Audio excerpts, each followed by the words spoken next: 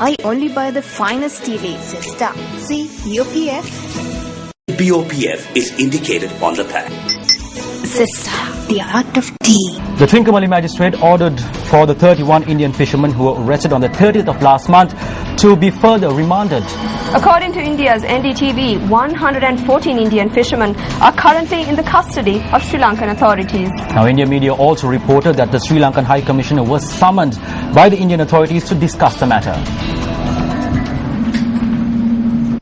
Indian fishermen who violate the Sri Lankan maritime boundary have been arrested by local authorities on numerous occasions over the past few months. The most recent arrests were made on the 3rd of this month. Later that evening, another 20 Indian fishermen who entered Sri Lankan waters and were fishing in the seas of Thalaimannar were arrested along with 5 fishing boats. They were remanded after being produced before courts. On the 30th of last month, the Sri Lanka Navy arrested 31 Indian fishermen along with 3 vessels. They too were remanded after being produced before court. The same group of fishermen were produced before court yesterday. However, as the Attorney General had not advised courts on the matter, Trincomalee Magistrate ULA Azhar ordered the Indian fishermen to be remanded for another 14 days. Meanwhile, the Sri Lankan High Commissioner to India, speaking in Newsfirst, said that he met with officials from the Indian Foreign Ministry and discussed the situation that has arisen in a backdrop where Indian fishermen in Sri Lankan custody have not been released. The Sri Lankan High Commissioner said that Indian fishermen should not violate Sri Lanka's maritime boundary if they want to avoid being arrested. The situation is a result of large number of Indian fishermen fishing in Sri Lankan waters, in the northern waters, and therefore, in the face of protest by Sri Lankan Tamil fishermen, Sri Lankan authorities are compelled to take action to deter Indian fishermen from fishing in Sri Lankan waters. Sri Lankan fishermen are now protesting that their valuable fish catch as well as their fishing terrain has been destroyed by this large number of Indian fishermen fishing in our waters. So the issue is actually humanitarian for both sides, livelihood issue for both sides. Both countries are concerned about it.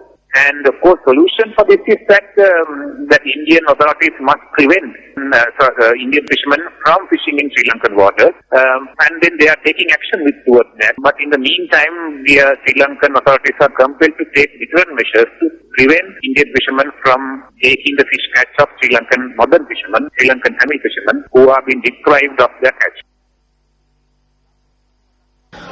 TESO in India staged demonstrations across the state of Tamil Nadu demanding the release of Indian fishermen in Sri Lankan custody.